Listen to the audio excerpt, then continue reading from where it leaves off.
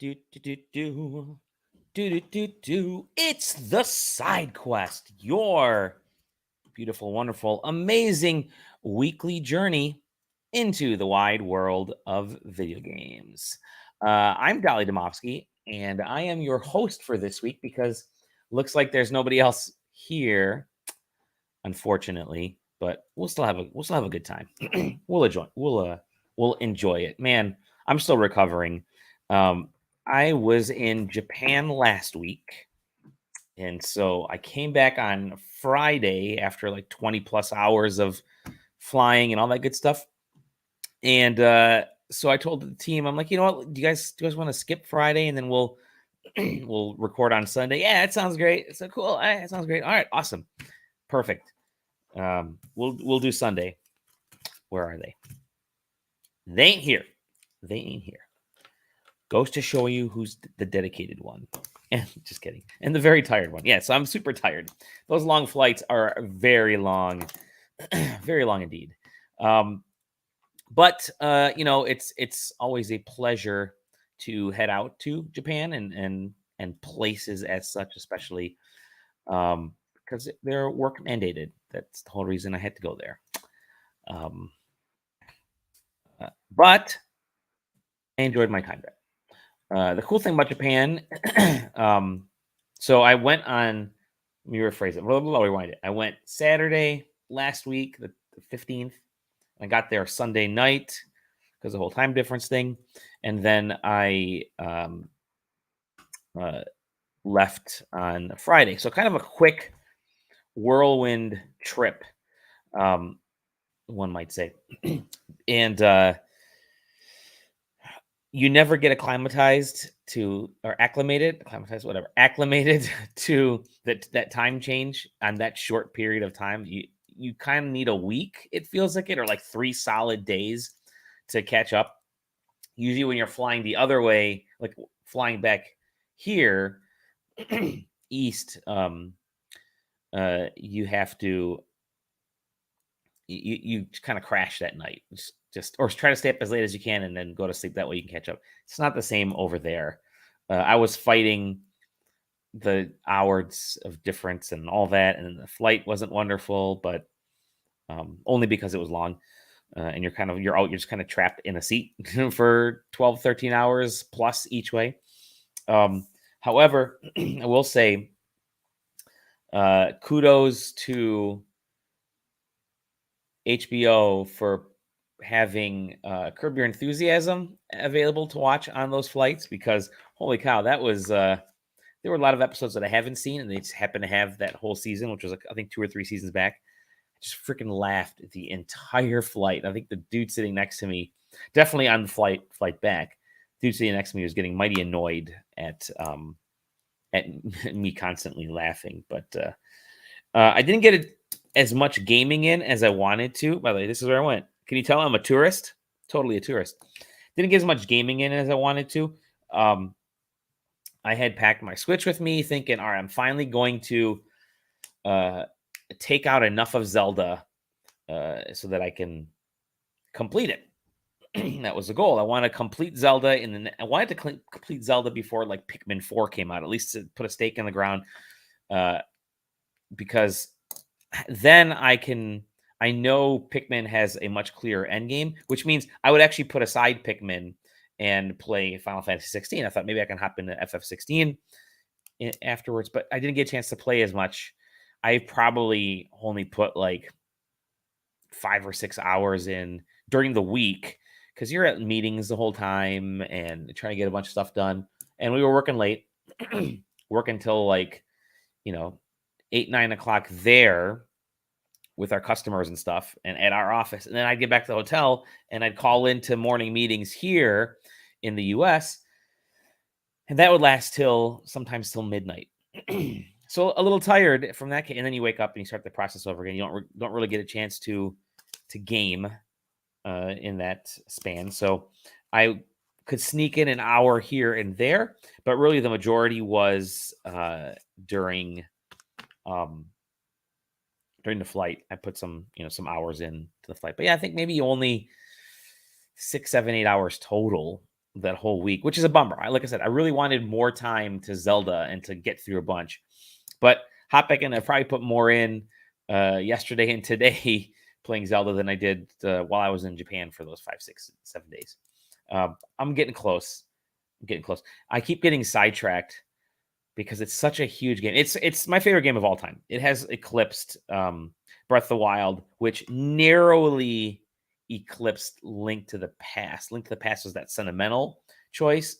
Breath of the Wild was the actual favorite game of all time.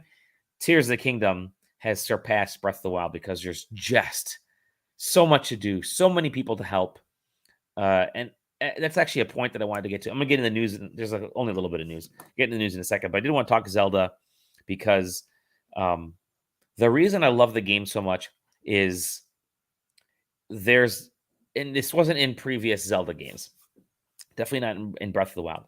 And you don't see this a lot in RPGs. You see this, what I'm about to say, more in some of these social games. You see it in a few RPGs, few Western RPGs, but not maybe like some bits of Elder Scrolls type of stuff here and there, and a little bit of Mass Effect. But it's the idea of a sort of a sense of duty. And what Zelda does really well is, where in a lot of those games, you complete a side quest and you're kind of done with the NPC. Maybe you'll get a second one out of them. But because of what Tears of the Kingdom does, which is a lot of the characters reference each other. They walk around the world, they travel, you bump into them over and over again. You solve those, you'll solve somebody's quest down in Gerudo, and then you'll bump into them again in Akala, or in Lurelin Village, or wherever else, or on the Great Plateau, just randomly walking around. You're like, oh, dude, what are you doing out here? You're connected to these characters a lot more, and then because of that, because you're seeing them pop up, because you bump into them, you're starting to remember names, you're making these connections. There's this sense of duty that I feel playing Tears of the Kingdom that I haven't felt before, and that when I turn off this game, it's kind of like when you turn off Animal Crossing. You're starting to think, oh, what are my dudes doing? What are my villagers doing? This Hyrule is like one big village, and you're constantly trying to keep track of what everybody's doing and making sure they're happy and making sure they're all set. Not from the kind of social farming aspect, but the idea of you're interacting with them and you feel like because the world isn't saved, you still owe them more. And a lot of them are they're trying to live their lives and trying to restore their villages, or in some restore family dynamics in some, or go to the school and you're helping school teachers out. That it really connects you to these characters way more than I felt connected in like any other RPG. Very few RPGs. And I think that's why, because the nature of Zelda being this open world majesty, where the main plot is secondary to discovery, to creation, to people and interaction. I think that's what just grips me so much about this game. If they made an open world Zelda game like this, the third one, and I actually do think that they're gonna make a trilogy out of this, because they said they had ideas for what the next Zelda game could be. How you can't go back from an open world game like this into something that's a little more closed, like Ocarina or something, which isn't an open world. But I feel like you could just have a Zelda as a platform where it's just Hyrule, and yeah, exactly. I don't think you could do a third open world Zelda. It's way too much. But imagine just this big giant Hyrule, and Nintendo or whoever is just feeding you quests and things to do. Like, give me Hyrule Crossing instead of Animal Crossing. I mean, that could be kind of, to me, that's that sense of duty that I want to keep cultivating, keep growing Hyrule, and keep helping Hyrule. And I think that's what gets me so into Zelda. And I mean, the side quests are great. There's very few that I did not like. Like the one that I solved just before I started the podcast was the flute kid, Piper. And Piper was one of the traveling band, and you have to find him. And they say, "Oh, we heard Piper." His friends actually looking for him. Well, I heard Piper just north of the stable.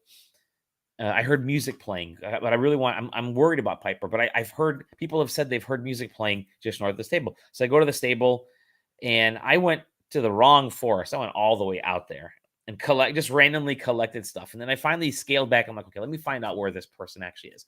Walk back to the stable, and as I'm walking back to the stable, I hear that music. I'm like, wait a minute, that's the pipe. Why didn't I? Why that's the flute? Why did I not hear it before? And then, of course, I just look up and he's just sitting in the tree that I've passed a million times because I didn't think it was going to be that simple of a solution. But then you talk to Piper and then you give him fireflies and then you go bring his friend over and they have this like great little heartfelt reunion. I think, man, that's just cool. And so I completed that quest and the Great Fairy and all that kind of stuff that goes with it.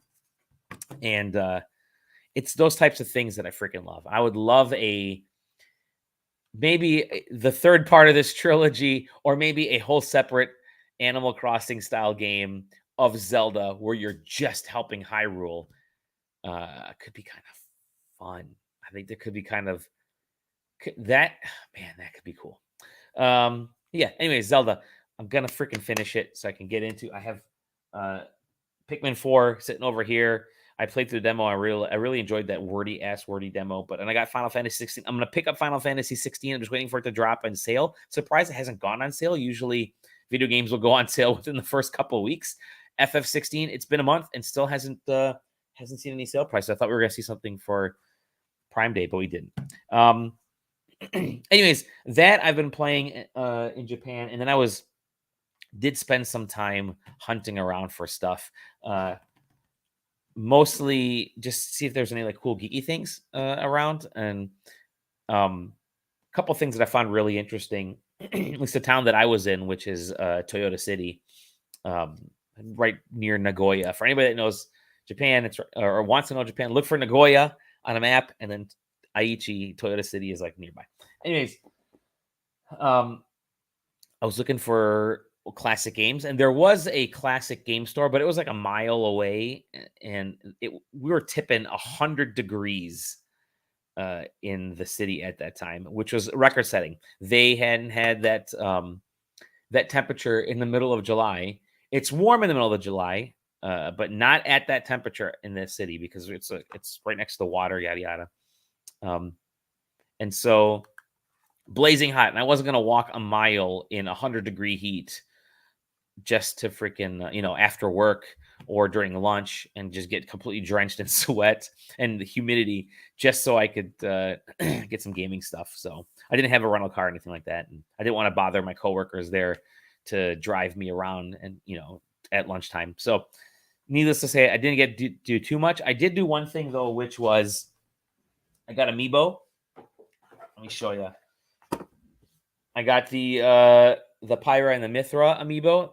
Now, granted, it's the Japanese version. It's in English as well, and there's very minimal difference. I mean, it's still the same figurines, just a different box. But I freaking love the design of these figurines. Oh, it's hard to see. Let's see if I can get it closer. Oh well, blurry. Sorry, I'll turn blur off. But hell of a lot cheaper in Japan by like I think the price ended up being like $4 or $5 cheaper than it was in the US. So I'll take it. And I bought, I used the gacha machine and got some Pokemon cards. So for like $7 gacha machine, I tried it for Pokemon just for the heck of it because I saw it there. Yeah, it didn't win anything. I got just like mana or power or whatever, and like two Pokemon which I already had in English. So whatever.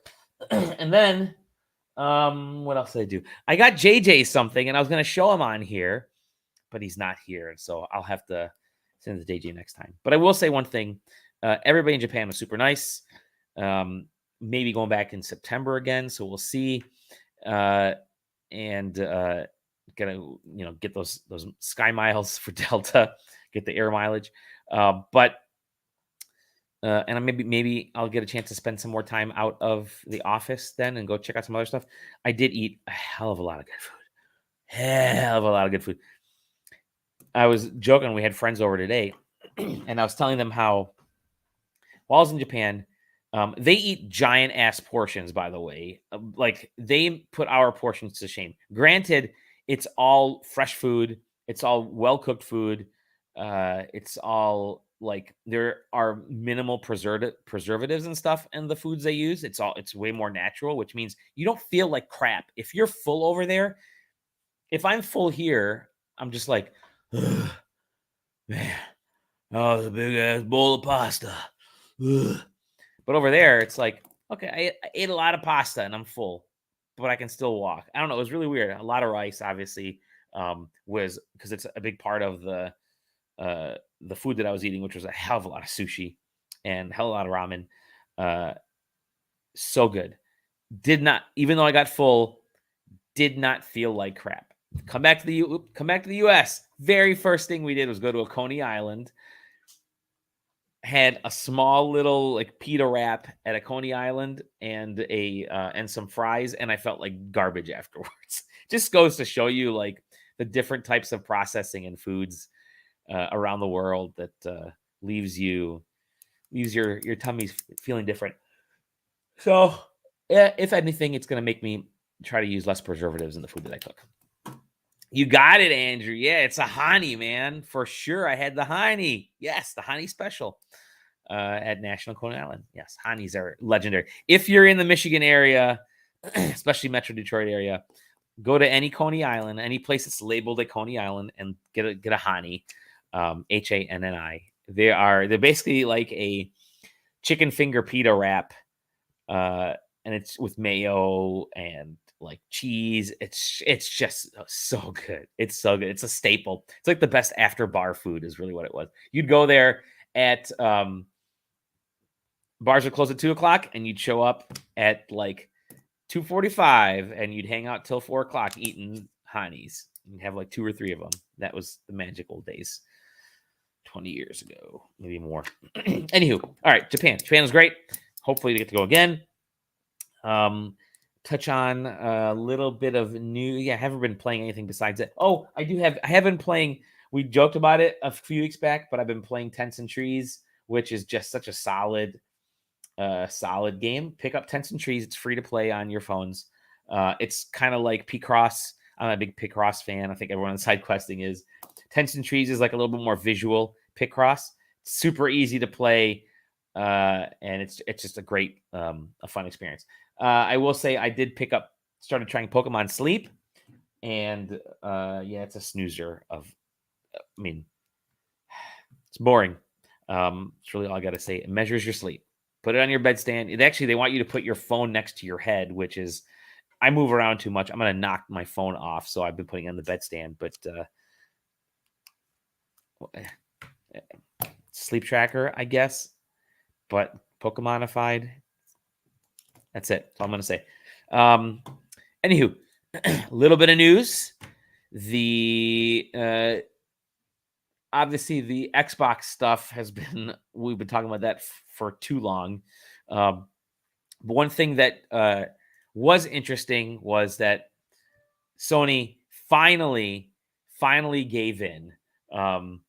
I feel like that part has formally ended or just about to end from Sony's side. They've said, okay, fine, whatever. We'll go along with this. You guys win. So they signed that 10-year agreement with Microsoft to keep Call of Duty on PlayStation, which is great news. That means that, the biggest place for Call of Duty is PlayStation. It is where most people play Call of Duty, more than PC, more than Xbox. PlayStation is the place for COD. And there's a big new COD game coming out this year and over the next couple of years. Microsoft already signed the deal to bring COD to the Switch. Or to Nintendo platforms. The interesting thing here is it's a much bigger win for Xbox, for Microsoft, than it is for Sony. Because initially the plan was to bring more Xbox games. To sign a 10-year deal was to bring more Xbox games to PlayStation. So stuff that could have potentially shown up. I mean, I don't know what other games they were discussing, but some future, more future projects would have shown up there, or at least some of the current projects that are ongoing, yada yada. Now it's just strictly Call of Duty. So you're looking at the mainline COD games and Warzone, and that's it. And so it's not. It's been scaled back from that original. I mean, Microsoft is doing a victory dance. They weren't going to get rid of Call of Duty on PlayStation. That wasn't going to happen for 5, 6, 7 years, anyways. Now this is just, they just put it in writing. It's going to be 10 years, whatever. It's a loss for Sony from that respect. So, hey, whatever. COD is still COD. You know what you're getting a Call of Duty. You know you're getting the highest selling game of the year next to Gran Turismo, Grand Theft Auto, Gran Turismo. But it's odd how much Sony ended up losing over all of this because of just being big-headed about their position in the market and so on. But that's it. Call of Duty. Now it's going to be on everything. Meanwhile, like I said, Microsoft, their 10-year agreement with Nintendo, I think, was worded so that you would have more properties, including Call of Duty. But now this is just Call of Duty on PlayStation. So, I mean, honestly, the direction is to get. By the way, thank you to Game Informer for this article. Blah, blah, blah, blah. The direction is to get Game Pass on other platforms. Once that switch flips, no pun intended. This point is it's going to be all moot. Obviously, the advantage for Microsoft is because they do have third parties and indies and stuff on Game Pass, and of course their single player stuff, their first party stuff. So that becomes a very excellent thing for them, because if you're getting Game Pass, you're going to get Call of Duty on Game Pass. Why would you buy it for the console that you're playing it on, right? I mean, I'm never going to buy a Call of Duty game again. I'm never going to put money towards that. Why? When I'll just be able to play it on Game Pass, which is likely where this is going to end up. So, it ends up overall, I think, being a very excellent thing for Microsoft, obviously, because it's going to force more people to want to do get their projects on Game Pass across all these different platforms, and Microsoft can tell Sony, listen, let us have Game Pass on your console. You guys focus on your first party stuff and focus on your hardware, and we'll handle the service aspect of the software and da da da da. So it's gonna be an interesting next 10 years, is what I'm trying to say. Speaking of interesting next 10 years, there's an official. This is on Eurogamer. There's an official Assassin's Creed Mirage haptic gaming suit. Oop, let me get this stupid. No, I do not want to freaking. Please, site, stop doing that. Stop doing that. Stop with those stupid pop-ups. There's a Assassin's Creed haptic gaming suit coming out, which will let you feel the punches and the kicks and the stabs and all the stuff that make Assassin's Creed great. These suits, I think the company is OWO. Scroll down. Yeah, OWO. There we go. OWO. They've been around for a while. In fact, I remember seeing, I think it was them at E3s and PAXs over the years. Years ago, they were a company that they initially set up, if this is the same company, but there's been similar companies. These are the kinds of companies that focus these on not necessarily the gaming aspect, but for the fitness, right? So you're going to be running, you're going to be working out. It measures you. It gives you feedback. It vibrates. It's got some health bonuses to it. None of that ended up taking off. And so now they're tying into gaming and saying, hey, you can feel the action and with the games that you're playing. I will say this, though. You guys see this image, right? It's going to be, knowing the shape of most gamers, this is going to be a very form-fitting shirt. This haptic gaming shirt. I don't know too many people that are this in shape. And so there's going to have to be a broad range of sizes, because this is pretty tight to the body, right? As you can kind of see here. And if that's the case, folks might feel like it's on too tight. There's a little bit of claustrophobia going on. Is it going to feel comfortable? Are there going to be, 20, 30. Is there a men's and a women's version? Because there's a lot of questions to this thing. Is it a cool idea? Whatever. I'm not interested in it whatsoever. But yeah, how do you get this to be comfortable and be able to fit the most amount of people? Because even the shirts that I wear, when I toggle between a medium and a large shirt, just depending on the shirt and the type and the day, I mean, it's going to be impossible to get this correctly. I mean, you're going to have to try it on to make sure that it fits you. And I doubt Best Buy is going to let you try on a shirt there and walk out. So last time I checked, Best Buy doesn't have any fitting rooms, and neither does GameStop. So you're gonna be ordering this sucker online or picking from one of like 4 or 5 different, 3 different sizes, and it's never gonna fit right. But haptic stuff has always been talked about. Where is it gonna go after the motion was real popular, and when motion became super popular in the early 2000s, all the people started talking haptic, get the feedback, smell-o-vision. I don't see this taking off. I see it as, yeah, I don't know. This is the kind of stuff that should sort of stick to gyms and sports health type of stuff, I guess. But that's just my opinion. And then last, I found this interesting. So there was the big Dolphin emulator. A lot of people use the Dolphin emulator to play GameCube and Wii games. And it was going to be coming to Steam.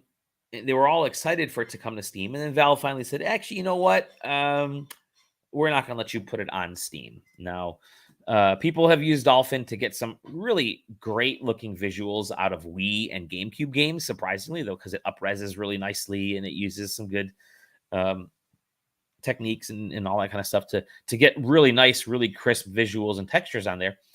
But part of the reason it does that is because it's using the key from the Wii to essentially it's spoofing this key, or I think, the best way to put it is it's illegally using parts of the software that Nintendo doesn't want you to use. It's proprietary, and by including that in their emulator, it is that's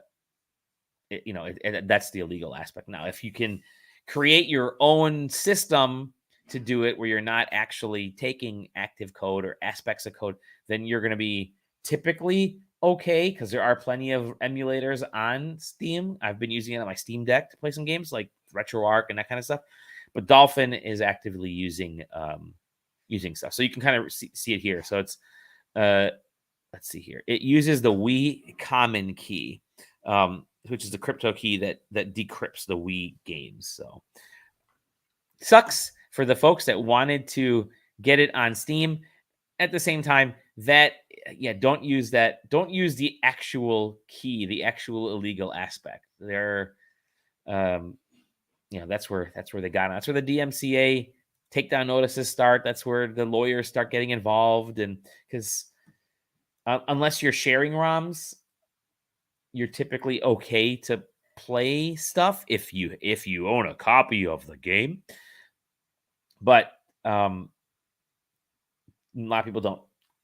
So they stuff like this is actively using code which they want you to use. So yeah, it's a bummer. But I understand it in this case. If I'm a dummy who can understand emulators from this aspect, don't use the actual code, then I think the people that were putting it together, I'm surprised they let it get this far with that common key. It's like saying, hey, listen, I can if I can get inside your house is mine, but I need your keys to get inside your house. So I'm going to steal your keys. That's theft. Maybe it's a horrible analogy. I haven't had enough coffee. I'm still running on like minimal sleep. I've been dozing on and off. Leave me alone, okay? But yeah, that's the news. Again, super light news week, and it's always good this time of year. There are a bunch of games coming out. Like I said, Pikmin 4 just came out. There's, I think, Disney Illusion Island is coming out this coming week, and then it's just game after game after game after game after game. Then you got the October Apocalypse with game stuff, And then you got movies, and I did want to talk about that real quick. We went and saw. Okay, I mentioned the Transformers stuff a few episodes back when I went to LA for Summer Game Fest. Went and saw Transformers: Rise of the Beasts, and that 4D seating experience there. I wanted to talk about another movie, completely different type of movie, and that is Barbie. We went and saw Barbie yesterday, and Barbie is not what you think it is. Barbie is not a bubblegum popcorn movie. Barbie is an existential crisis, thought-provoking, oftentimes gut-punching movie. There are aspects to this where people had teary eyes. You leave in the theater, you look around, you're like, wow, some of the folks this was hitting them, and I've been reading online the same thing. A lot of folks are talking about Barbie as being sort of this tearjerker. And there are some really heavy themes that they've put them in playfully in Barbie. Like, it's without getting into any details. I don't want to spoil anything because I do think a lot of people actually should see this movie. If you've seen Everything Everywhere All at Once, which I loved that movie because it's a family dynamic acceptance movie masquerading as a martial arts multiverse film. Barbie is a self-care, self-consciousness. They even kind of talk about self-consciousness, understanding and letting yourself be who you are type of movie, masquerading as a movie about a toy. And it's so well done from that standpoint. I mean, great cinematography, great sets. The dream house is in there. It was really cool. Everybody was wearing pink in the theater. That was pretty funny. I hadn't seen that since the Super Mario Brothers movie, which is funny to say, which is cool to say. 2 times now this year has there been a big cultural movie, the Mario Brothers movie, or everybody came dressed as Mario, and then this movie, everybody came in pink, that people all showed up dressed kind of in tune, like the staff was set up that way, and they were all kind of dressed in their own Barbie gear and hats, and there was pink everywhere. The Mario movie did the same thing. I hadn't seen that since, God, 6-7 years at least before then. So it's kind of cool. Excuse me, to see that twice in 1 year. Movies are back. I think they said the movie made like 150 million in the US alone this weekend. It beat out Oppenheimer, which also had like 70 to 80 million. So really strong week. And you still got Mission Impossible playing, Indiana Jones, other 2 movies I got to go see. So it's movies are back. And then you got the Ninja Turtles film comes out in a couple weeks. You have a big movie. I guess there's something coming out this week as well. And then you got the fall apocalypse of movie after movie after movie. So it's movies are back. Movies are back, baby. That's it. Yeah, go see Barbie. It's a totally different kind of movie. You will not expect the themes and the execution of those themes in the way they did it. And I think the last thing that I want to mention is I think after today, Twitter is being renamed to X, or maybe at some point today. So Twitter's gone. They're changing the logo to big X, I guess. They're changing the name. You're going to go to x.com, and the Twitter branding is gone. I mean, it's Twitter. It's Elon. You know, he's gonna like hold that off for a second because there'll be enough backlash. But it's just kind of sad to see the fall of Twitter over the last the last year, really, when these talks first started. So yeah, it's a bummer. Goodbye, Twitter. It's been fun. I mean, if anything, it's helped me stay off of social media as much as I used to. I started using Threads more, and it's like the Koroks in on Back to Tears of the Kingdom, the Koroks, where they're like, I'm just trying to find my friend. I think they're over there, and you follow the smoke. Well, everybody's been posting smoke. It's like, I'm trying to find my friend. I think they're on Threads. I'm trying to find my friend. I think they're on Blue Sky. I'm trying to find my friend. They're on Hive, and it's just like chasing friends all over the place. The one thing, one thing that's helped me is getting away from Twitter to try to follow all these other areas, and all of them you get a big surge of people like the first week, and then you inevitably stop going to it. but it's pulled me enough away from Twitter, and it's really segmented where the people I follow are, that it's kind of gotten me away from social media in a way, which is kind of nice. Like, I kind of like that. And so I'm touching grass more. I'm playing video games. I'm seeing I have a family. I'm seeing my family more. Who would have thought? So yeah, if there's any advantage, is that it's gotten us away from Twitter. Dying has actually helped get us away from social media as much as it used to. I think that is it. I will say this, that let me get it. Hold on. I'm getting it. When you're on an overseas flight with Delta, they give everybody a face mask, or a night sleeping mask, and they give everybody headphones and slippers, and you're supposed to like leave these things, or the majority of these things, there. Definitely the headphones, because the headphones cost money, and you're not going to find any use for like it's a double prong headphone system, which is smart. No one's going to take the headphones, because there are no devices that use the two inputs. But the human body has feet, and the human body has eyes. So I took the slippers. Yeah. If we're gonna spend money on this flight, I'm walking away with these slippers. So I'm gonna put these suckers on, and they'll be my slippers. Really cheap slippers, but they'll be slippers. They're probably like 80 cents to make at most.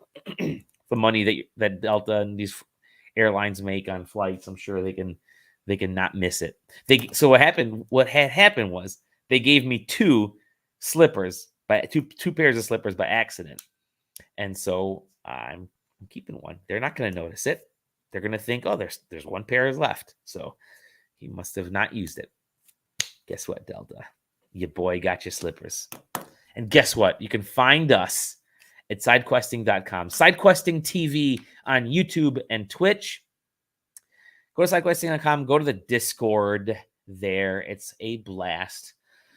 We've had a lot of folks coming in and chatting around about San Diego Comic-Con. There was a bunch of news that came out of Comic-Con from like trailers. So hop on the site, take a look at the trailers. Posted some of my favorite ones. But I think the next stop is PAX. So everyone's already talking PAX. So expect our PAX party list to go up in the next day or so here with some of those, because there already have been a couple events that people have messaged us about. So definitely going to be starting to post those. We don't really handle the TwitchCon stuff for the folks that have asked me, but yeah, PAX West is coming up, and Gamescom, and I'm sure we're going to do an opening night live stream, co-stream, those are kind of fun. Will anything major be announced? Probably not, because opening night live is usually, here's the last little bit of stuff, information for games before they launch this fall. So don't expect to be wowed by anything. Maybe an updated release date on some stuff, and maybe just like DLC on some things. And then, of course, the free to play. Maybe you'll get a Honkai Star Rail character reveal, but that's essentially it, that kind of thing. But who knows what could happen in the next month? Anything can happen. But you can find out when that stuff happens. Find it out at sidequesting.com. Visit us, join us, enjoy us, because we enjoy you. We'll see you. I'm Dolly Domowski, by the way. Nobody else joined me. I will see you on the next episode of the SideQuest. Goodbye. Yay. Bye.